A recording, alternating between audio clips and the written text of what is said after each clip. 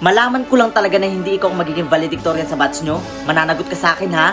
Ang laki-laki ng sakripisyo namin sa'yo, ha? Hindi kami nagtataya ng pera para pag-aralin ka. Kaya mamaya kapag nalaman ko na hindi pangalan mo tatawagin bilang valedictorian, humanda ka sa akin pag-uwi, ha? Tandaan mo yan. Ano pang tinutunganga-tunganga mo dyan? Bilisan mo ng kumilos. Malilit na tayo sa graduation ninyo. Kikilos na po. Tignan mo yun si Gonzales. Di ba yan yung kalaban mo dito? Bali-balita dito na mas magaling daw yan sa'yo, anak. Bilang nanay mo, hindi kita pinalaki para maging talunan. Gusto ko lagi kang lumalaban. At gusto ko lagi kang nasa itaas. Hindi ba?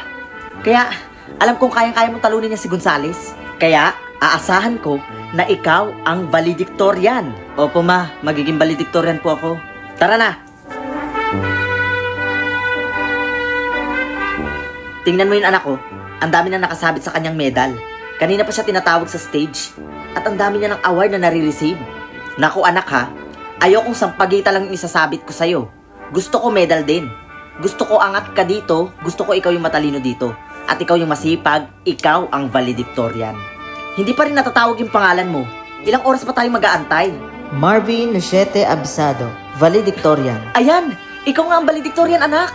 Sana ma, naging masaya ka.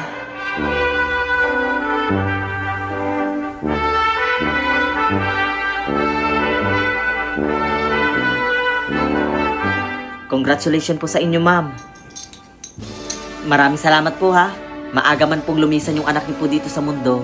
Natupad niya naman po yung pangarap niyo po para sa kanya na maging valedictorian.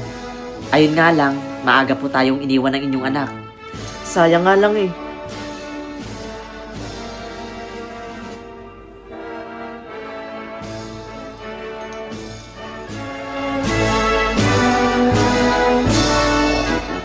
Humanda ka sa akin kapag hindi ka naging valedictorian, ha? Talagang malilintikan ka sa akin, ha?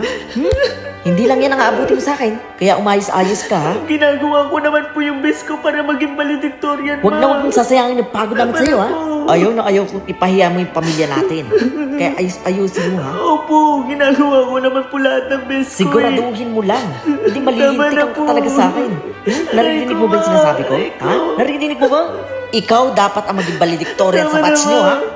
Ginagawa Huwag ko na naman huwag mo po kong lahat ng bibiguin. best ko Ayusin mo lang, ha? Ayusin mo lang.